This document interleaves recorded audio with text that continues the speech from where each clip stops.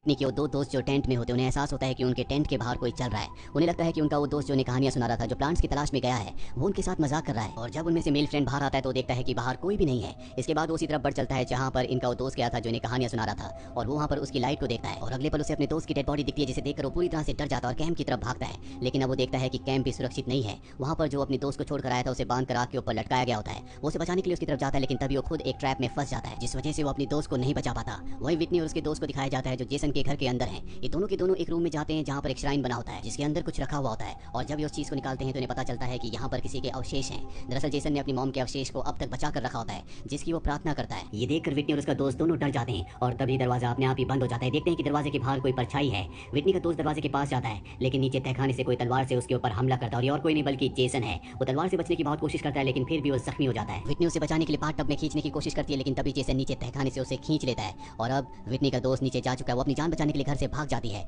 Jason उसे देख लेता है। विटनी किसी तरह से अपने कैंप तक पहुंचती है, जहां पर वो देखती है कि उसकी फीमेल फ्रेंड मारी जा चुकी है और उसका एक फ्रेंड वहां पर ट्रैप में फंसा हुआ है। वो अपने दोस्त को ट्रैप से छुड़ाने की कोशिश करती है, लेकिन ट्रैप को वो खोल नहीं पाती। और तभी जेसन पीछे से आ जाता है। वो सबसे पहले विटनी के दोस्त को मार देता है और इसके बाद वो विटनी के ऊपर भी हमला करता है और तभी ब्लैक आउट हो जाता है। हमें नहीं पता चलता कि विटनी जिंदा है या नहीं। अब इस घटना को पूरे 6 हफ्ते बीत जाते हैं। एक गाड़ी को दिखाया जाता है जो क्रिस्टल लेक की तरफ जा रही होती है, और जब वो गैस स्टेशन पर रुकते हैं तो वहां पर एक लड़का इनके पास आता है जिसका नाम क्ले होता है। उसके पास एक फोटो होती है। वो इनसे पूछता है कि मेरी बहन 6 हफ्तों से गायब है, क्या तुमने इसे कहीं देखा है? और ये फोटो विटनी का होता है, जिससे हमें पता चलता है कि क्ले विटनी का भाई है। लेकिन ये ग्रुप जिसमें एक लड़की का नाम ट्रेंट होता है, वो कहता है कि हमने इस लड़की को कहीं नहीं देखा। दरअसल ये सब के सब ट्रेंट के लेक हाउस के पास वाले घर में छुट्टियां बिताने के लिए आए हैं, और ये लेक हाउस और कोई नहीं बल्कि क्रिस्टल लेक है, जहां से हर कोई गायब हो जाता है। क्ले इसके बाद अपनी बहन की फोटो लेकर एक घर में जाता है जहां पर एक ओल्ड लेडी होती है, और वो क्ले से साफ साफ कहती है कि यहाँ से बहुत सारे लोग गायब होते हैं, और तुम्हें लगता है कि अगर तुम्हारी बहन जिंदा है तो तुम गलती कर रहे हो, क्योंकि अब तक वो मारी जा चुकी होगी। हालांकि क्ले को उसकी बातों का बुरा लगता है, लेकिन वो उसकी बातों पर यकीन नहीं करता। वो अपनी बहन को किसी भी कीमत पर ढूंढना चाहता है, इसीलिए वो क्रिस्टल लेक के पास जाता है, जहाँ पर ट्रेंट का केबिन भी होता है। और इसी ग्रुप में एक लड़की होती है जिसका नाम जीना है। जीना क्ले की उसकी बहन को ढूंढने में मदद करने के लिए तैयार हो जाती है, और अभी दोनों के दोनों जंगल में क्ले की बहन को ढूंढना शुरू कर देते हैं। जहाँ पर क्ले को एक टूटा हुआ जीपीएस डिवाइस मिलता है, वो उसे अपने बैग में रख लेता है।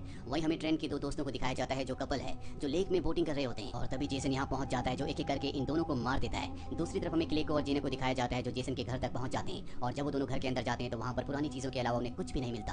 अभी दोनों के दोनों बाहर आ जाते हैं, और तभी इन्हें किसी के कदमों की आहट सुनाई देती है। ये दोनों के दोनों डर कर वहीं पर छुप जाते हैं, और अब जेसन यहाँ पर पहुंच चुका है, जिसके पास एक डेड बॉडी भी है। ये उसे देखकर बुरी तरह से डर जाते हैं। जेसन को यहाँ पर क्ले का बैग मिलता है, जिससे उसे समझ में आ जाता है कि यहाँ पर कोई न कोई है। वो ढूंढने की कोशिश करता है, लेकिन उसे कोई भी नहीं मिलता। जिसके बाद वो क्ले के बैग को और बॉडी को लेकर अंदर चला जाता है। उसके अंदर जाने के बाद क्ले और जीना यहाँ से भाग जाते हैं, और तभी उनका पैर रस्सी से टकराता है। वहीं जेसन के घर के अंदर हमें एक बेसमेंट दिखाया जाता है, जिसके बारे में किसी को नहीं पता होता। और जब बाहर क्ले का पैर रस्सी से टकराता है तो वहाँ पर घंटियां बजना शुरू हो जाती है, लाइट जल जाती है, जिससे जेसन को पता चल जाता है कि बाहर कोई ना कोई है। और यहाँ पर हमें एक और बात पता चलती है कि विटनी को जेसन ने नहीं मारा था, वो अब भी जिंदा होती है। और इसका कारण ये होता है कि विटनी की शक्ल उसकी मॉम से मिलती है। और अब जेसन यहाँ पर क्ले के बैग को फेंक कर अंदर चला जाता है, और जब विटनी उस बैग को खोलकर देखती है तो उसे समझ में आ जाता है कि उसका भाई उसे ढूंढने के लिए यहाँ पर आ चुका है। वो बैग के अंदर से एक पिन निकालकर अपनी हथकड़ी खोलने की कोशिश भी करती है, लेकिन वो ऐसा नहीं कर पाती। वहीं हमें ट्रेन के घर को दिखाया जाता है, जहाँ पर वो अपने दोस्तों के साथ है, और उसके दोस्त से गलती से उसके पिता की एक चेयर टूट जाती है। इससे ट्रेन को बहुत गुस्सा आता है, कहता है कि तुम्हें इसे फिक्स करना होगा, तुम जाओ और टूल बॉक्स लेकर आओ। और अब उसका दोस्त बाहर स्टोर में टूल बॉक्स लेने के लिए जाता है, जहाँ पर वो बास्केटबॉल देखने के बाद बास्केटबॉल खेलना शुरू कर देता है। पर अब यहाँ पर जेसन पहुंच चुका है, जो उस लड़के को मार देता है। वहीं घर के अंदर दिखाया जाता है, जहाँ पर क्ले और जीना भी पहुंच चुके हैं। सबसे पहले पुलिस को कॉल करते हैं, और तभी यहाँ पर लाइट चली जाती है, जिससे सब के सब डर जाते हैं। अब इनका एक दोस्त स्टोर में होता है, इसीलिए इन्हीं में से एक लड़का उसे लेने के लिए स्टोर में जाता है, जहाँ पर जेसन पहले से वो उसके ऊपर हमला कर देता है। लेकिन ये लड़का किसी तरह से बाहर भाग जाता है। जेसन दूर से ही हमला करके उसे जख्मी कर देता है। उसके चिल्लाने की वजह से क्ले को और सभी दोस्तों को पता चल जाता है कि उनके दोस्त के ऊपर किसी ने हमला किया है, उसकी जान खतरे में है। क्ले के अलावा सभी लोग बाहर जाकर उसकी मदद करना चाहते हैं, लेकिन क्ले सबको मना कर देता है। वो कहता है कि ये एक ट्रैप है, अगर हम बाहर गए तो वो हमें भी मार देगा। और जब जेसन देखता है कि कोई भी बाहर नहीं आया तो वो उसे मार देता है। वहीं घर के अंदर ट्रेन को दिखाया जाता है, जिसका घर है। वो अपने पिता की गन लेने के लिए जाता है ताकि जेसन का खात्मा कर सके। उसकी दोस्त भी उसके पीछे जाती है,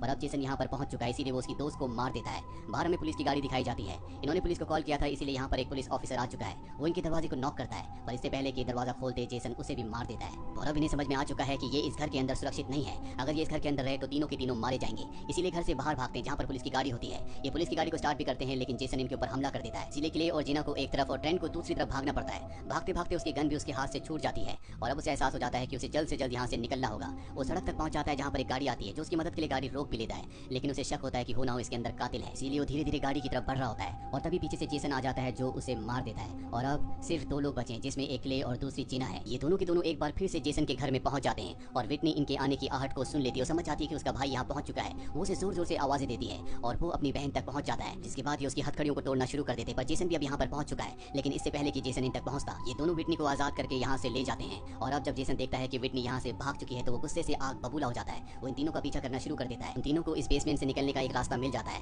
क्ले और विटनी ऊपर चले जाते हैं और जब जीना ऊपर जाने की कोशिश करती है तो वहाँ पर जेसन आ जाता है जो उसे मार देता है। और अब यहाँ पर सिर्फ क्ले और विटनी बचे हैं। ये दोनों के दोनों यहाँ से बाहर निकलने का रास्ता ढूंढ लेते हैं जो एक बस से निकलता है। सबसे पहले क्ले ऊपर जाता है और जब वो विटनी को नीचे से खींच रहा होता है तभी उसके पीछे से जेसन आकर उस पर हमला कर देता है। सबसे पहले वो क्ले को उठाकर फेंक देता है और इसके बाद वो नीचे जाता है जहाँ से विटनी ऊपर आने की कोशिश कर रही होती है, लेकिन विटनी छुप जाती है और जब जेसन उसे ढूंढ रहा होता है तभी वो उसे पैर मारकर नीचे गिरा देती है। जिसके बाद क्ले अपनी बहन विटनी को ऊपर खींच लेता है और ये दोनों के दोनों यहाँ से भाग जाते हैं। ये दोनों के दोनों स्टोर तक जाते हैं जहाँ पर इनका साथी टूल्स लेने के लिए गया था। और अब सबसे पहले क्ले अपनी बहन विटनी को छुपा देता है और वो वहाँ पर कोई हथियार ढूंढना शुरू कर देता है। पर तभी यहाँ पर जेसन आ जाता है जो उसे पकड़ लेता है। वहाँ पर एक रोटेटिंग मशीन चल रही होती है जिसमें वो क्ले को मारना चाहता है, पर इससे पहले कि वो ऐसा करता पीछे से विटनी आकर उसे कहती है जेसन। अपना नाम सुनने के बाद वो पीछे पलट कर देखता है जहाँ पर विटनी के हाथ में वही लॉकेट होता है जो उसकी मॉम ने कभी उसे दिया था, जो विटनी को उसके घर पर मिला था। दरअसल विटनी को पता होता है कि जेसन की मॉम की शक्ल उससे मिलती है, इसीलिए वो ऐसा प्रिटेंड कर रही होती है कि जैसे वो जेसन की मॉम है। जेसन भी उसके झांसे में आ जाता है और वो पूरी तरह से शांत हो जाता है जिस वजह से वो क्ले को छोड़ देता है और अब वो विटनी की तरफ बढ़ना शुरू कर देता है। इस बात का फायदा उठाकर क्ले उसके गले को चेन से दबा देता है, जिसके दूसरे हिस्से को रोटेटर मशीन के अंदर डाल देते हैं और जेसन उसकी तरफ खींचा चला जा रहा होता है। दरअसल ये इस तरह से जेसन को मारना चाहते हैं, पर जेसन बहुत शक्तिशाली है। वो अपने आप को आजाद करके एक बार फिर से इनके ऊपर हमला करता है, पर अब विटनी उसी की तलवार से उसे मार देती है। जिसके बाद ये जेसन की बॉडी को क्रिस्टल लेक में फेंक देते हैं। ये दोनों के दोनों शांत है क्योंकि इन्होंने जेसन को मार दिया है, पर इससे पहले कि ये यहाँ से निकलते जेसन एक बार फिर से पानी से बाहर निकलता है और विटनी को पकड़ लेता है और इसी के साथ ये कहानी यहीं पर खत्म हो जाती है। इस कहानी के अंत से हमें इतना समझ में आ जाता है कि जेसन कोई इंसान नहीं था और ना ही उसकी मॉम। इसीलिए इस कहानी की शुरुआत में उसकी मॉम एक जवान लड़की को मारना चाहती थी, लेकिन उस लड़की ने उसकी मॉम को मार दिया। और अब जेसन जो यहाँ पर पूरी तरह से अकेला है वो भी लोगों को मारता है, लेकिन वो विटनी को नहीं मारता क्योंकि उसकी प्रेजेंस उसे उसकी मॉम के जिंदा होने का एहसास दिलाती थी। इसका मतलब ये है कि जेसन अपनी मॉम से बहुत प्यार करता था और यहीं पर कहानी